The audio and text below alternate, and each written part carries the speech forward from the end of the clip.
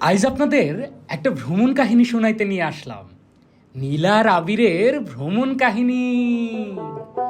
শোনেন শোনেন দেশবাসী, শোনেন দিয়া মন, নীলা আবিরের ভ্রমণ কাহিনী করিব বর্ণন।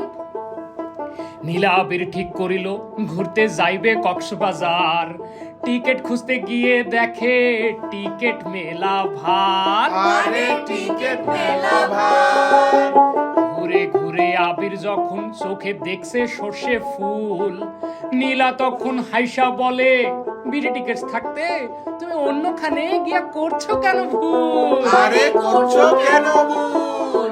পছন্দের সিটে বসার আরাম পাইবে প্রতিজন, যাওয়ার টিকিট কাটলে ফেরায় 500 টাকা কম। বুঝলে 500 টাকা কম।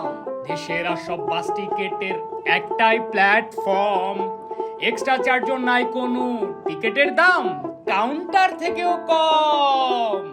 আছে আছে আছে রে ভাই অনেক আয়োজন, বিডি টিকেটসের টিকেট কাটুন যখনই হবে প্রয়োজন। তাই আর না ভেবে বিডি টিকিটস থেকে টিকিট কাটুন, যে কোনো জায়গা থেকে যে কোনো সময়।